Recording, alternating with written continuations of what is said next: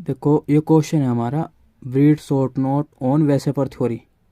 ठीक है, VSEPR theory जो क्वेश्चन है वो आपके 12th क्लास में, बीएससी में और एमएससी लेवल का क्वेश्चन है। यो जो क्वेश्चन होता है इनऑर्गेनिक केमिस्ट्री का होता है। ठीक है, वेसेपर थ्योरी क्या होती है, तो हमने यहाँ पे लिखा हुआ वेसेपर थ्योरी के बारे में, इसका आंसर लिखा हुआ है, the theory was first represented या presented by Sidgwick and Powell in 1914। यानी कि जो यो वेसेपर थ्योरी थी यो किसने दी थी सबसे पहले, ये दी थी सिडविक एंड पोवेल ने 1940 में। ठीक है, तो इसके बारे में ये बताया गया।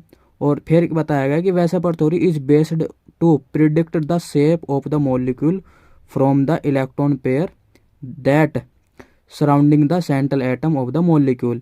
यानी कि वेसेपर थ्योरी क्या बताती है, यो प्रिडिक्ट करती है कहीं को शेप को किसी भी मॉलिक्यूल की। ठीक है, कोई मान लो सेंट्रल मेटल है और उसके चारों तरफ कितने इलेक्ट्रॉन पेयर है, उसी के बेस पे उसके बारे में शेप को डिसाइड कर देते हैं, प्रिडिक्ट कर देते हैं। ठीक है, और फिर इसका नेक्स्ट पॉइंट यह है, VSEPR theory is based on the premise that there is repulsion between the pair of valence electron in all atom. ठीक, and atom will always stand arrange themselves in manner in which the electron pair repulsion is minimise.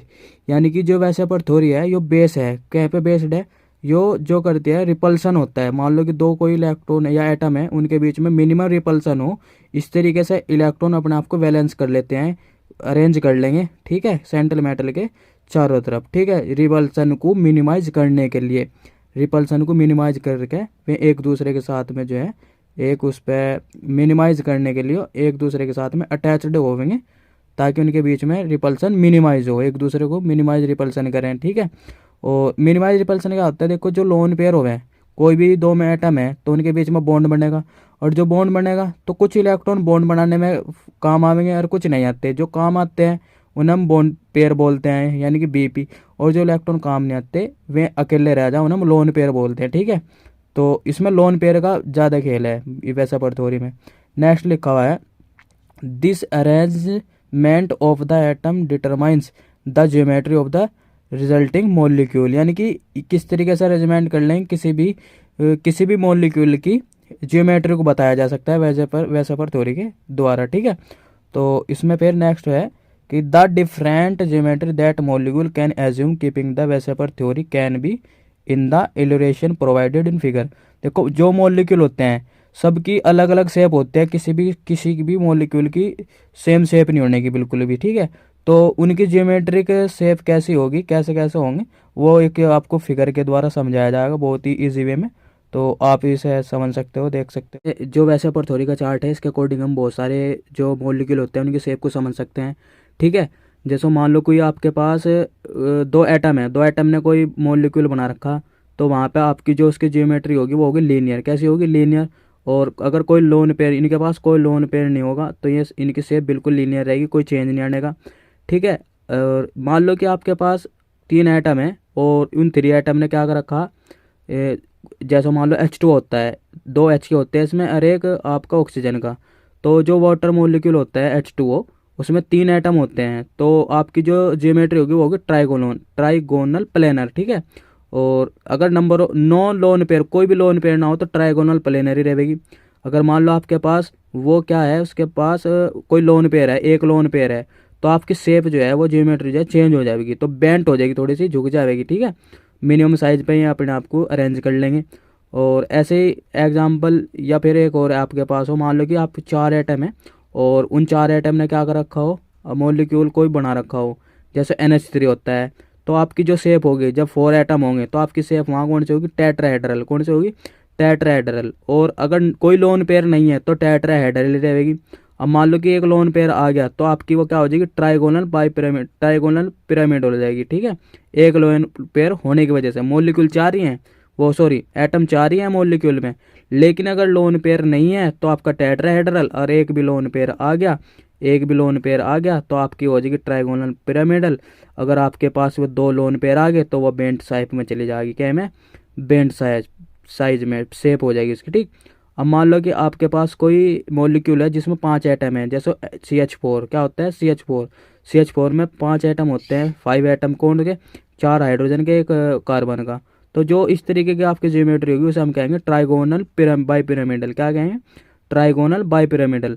और अगर कोई भी lone pair नहीं है तो आपकी same रहेगी, ठीक है, कोई चेंज नहीं आने का, ट्राइगोनल बाई पिरामिडल रहेगी। अगर कोई लोन पेयर प्रेजेंट नहीं है मॉलिक्यूल के पास में, अगर मान लो मॉलिक्यूल के पास में आपके पास एक लोन पेयर प्रेजेंट है तो उसे सेवरेज कह देंगे। और मान लो कि उसके पास में दो लोन पेयर प्रेजेंट है तो वो टी शेप हो जाएगी। क्या हो जाएगी? T shape. अगर उसके पास में थ्री लोन पेयर प्रेजेंट है, कोई मॉलिक्यूल ऐसा है और एटम 5 ही है उसमें, लेकिन उसके पास आपके थ्री लोन पेयर आ गए, तो वो आपकी शेप जो हो जाएगी लीनियर हो जाएगी। कैसी? Linear shape. ठीक। अब ऐसे मान लो कि आपके पास में कोई मॉलिक्यूल है जिसके में 6 एटम है, तो उसे हम कहेंगे ऑक्टाहेड्रल। क्या कहेंगे? ऑक्टाहेड्रल। ठीक। कोई लोन पेयर नहीं है तो ऑक्टाहेड्रल ही रहेगी। अगर एक लोन पेयर प्रेजेंट है तो स्क्वायर बाई स्क्वायर पिरामिडल हो जाएगी। अगर मान लो कि उसके पास दो लोन पेयर प्रेजेंट है तो स्क्वायर प्लेनर हो जाएगी। अगर उसके पास में एक 3 लोन पेयर प्रेजेंट है तो उसे टी शेप्ड कह देंगे। अगर 4 lone pair present, 4 lone pair present आ गए तो समझ लो कि आपकी वो जो शेप है लीनियर होगी। तो इसके बारे में जो है वेसेपर थ्योरी के बहुत अच्छे टॉपिक था और इसे हमने एक चार्ट के अकॉर्डिंग समझाने की कोशिश करी है। और शायद आपको इसके बारे में कुछ चीज़ें ही ऐसी रही हो जो समझ ना आई हो, तो आपको यहाँ पे हमने बहुत ही अच्छे तरीके से समझाने की कोशिश करी है। तो अब हम देख लेते हैं वेसेपर थ्योरी के पोस्टुलेट्स कुछ। ठीक है, जैसे नंबर 1 पे लिखा the total number of valence shell electron pairs decide the shape of the molecule. यानी कि जो वैलेंस शेल में इलेक्ट्रॉन होते हैं वे क्या डिसाइड करते हैं? शेप को डिसाइड करते हैं। ठीक है। और दूसरे नंबर पे हमने लिखा the electron pairs have tendency to orient themselves in way that minimize the electron repulsion between them and maximize the distance between them. यानी कि वे जो आपका कोई एटम है उनके बीच में कोई भी मान लो कि लोन पेयर है, ठीक है, तो वे इलेक्ट्रॉन एक दूसरे को इस तरीके से अपने आप में ओरिएंट कर लेंगे, मिनिमाइज कर लेंगे, यानी कि उनके बीच में मिनिमम रिपल्सन हो। क्या हो? इलेक्ट्रॉन के बीच में मिनिमम रिपल्सन हो। ठीक है, इस तरीके से अरेंज कर लेंगे। और मैक्सिमम डिस्टेंस हो। क्या हो? Maximum distance. ठीक। और ऐसे तीसरा पॉइंट है आपका, तीसरे पॉइंट में हमने क्या बताया यहाँ पे, तीसरे पॉइंट में should the central atom of the molecule be surrounding by the bond pair of electron the asymmetrical shaped molecule can be accepted. मान लो कि आपका जो सेंट्रल मेटल है उस सेंट्रल मेटल के दोनों तरफ दो लोन पेयर बॉन्ड पेयर है, मान लो क्या है? Bond pair. तो आपकी जो उसकी जियोमेट्री है बिल्कुल वो एसिमेट्रिकल रहेगी, उसमें कोई वो नहीं आने वाला, सेम रहेगी। ठीक है। और फोर्थ पॉइंट में बताया should the central atom surrounding by both lone pair. मान लो कि सेंट्रल मेटल के दोनों तरफ लोन पेयर है and bonded pair are electrons the molecule will be tend to have a destroyed shape. यानी कि मान लो कि आपके पास कोई मॉलिक्यूल है और उसमें लोन पेयर आ गए दोनों तरफ, तो क्या होगा? जो आपकी ज्योमेट्रिकल शेप थी वो क्या हो जाएगी? एकदम डिस्ट्रॉयड हो जाएगी, चेंज हो जाएगी। जैसा अभी हमने बताया भी था कि अगर लोन पेयर आ जाए तो आपकी शेप चेंज हो जाती है, बेंट हो जाती है। ठीक है। और ऐसे ही नेक्स्ट पॉइंट में यहाँ पे हमने इसमें कुछ लिखा हुआ है फिफ्थ पॉइंट में। फिफ्थ में क्या लिखा हुआ? The VSEPR theory can be applied to each resonance structure of a molecule.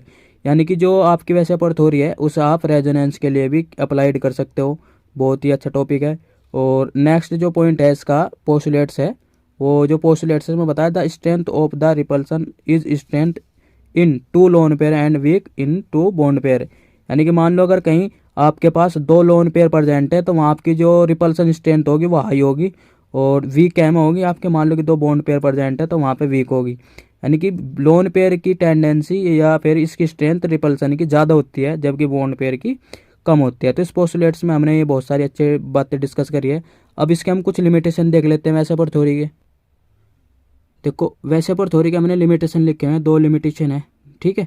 This theory fail to explain isoelectronic species में very safe despite having the same number of electron. इसका कहने का मतलब इसमें यह है कि मान लो ये जो थ्योरी थी, ये जो वेसेपर थ्योरी थी फेल हो गई थी कब? जब कोई आइसो इलेक्ट्रॉनिक स्पीसीज थी, जैसे Na positive, M2 positive. Na positive 10 electron है, Mg2 पॉजिटिव पे भी 10 इलेक्ट्रॉन है, Al3 पॉजिटिव पे भी 10 इलेक्ट्रॉन है। यानी कि इलेक्ट्रॉन सेम होने की वजह से भी, ठीक है, फिर भी इनकी अलग अलग शेप है थी। देखो सोडियम पे भी 10 हो गए पॉजिटिव लग के, Mg पे 2 पॉजिटिव लग के भी 10 इलेक्ट्रॉन हो गए। तो नंबर ऑफ इलेक्ट्रॉन सेम है पर शेप अलग अलग है। तो यहाँ पे जो वेसेपर थ्योरी थी फेल हो गई थी। ठीक है। और नेक्स्ट इसमें बताएगा another limitation of VSEPR theory is that the predict that the halide of group element will have a linear structure where the actual structure is bent 1। मान लो कि इसे जो फेल हो गई थी, जैसे जैसे उसमें कोई नंबर ऑफ इलेक्ट्रॉन जैसे हैलाइड्स ग्रुप बढ़ रहे थे तो वो जो आपकी स्ट्रक्चर था वो लीनियर था, पर जब उसमें एक्चुअल स्ट्रक्चर होते हैं वो एक्चुअल स्ट्रक्चर क्या आता है, उसका बेंट होता है। तो यहाँ पे भी फेल हो गई थी। ये कौन, वैसेपर थ्योरी के लिमिटेशन है थी, 2 लिमिटेशन है थी, मेन थी इसमें। इसके बारे में मैंने तुम्हें भाई अच्छे तरीके से समझाया और यही इसका टॉपिक था। वैसेपर थ्योरी के बारे में बेसिक बेसिक नॉलेज दी। आपकी 12th क्लास या बीएससी एमएससी लेवल के क्वेश्चन था और इसे आप अपने बोर्ड एग्जाम में या फिर इसे आप अपने यूनिवर्सिटी एग्जाम में लिख सकते हो।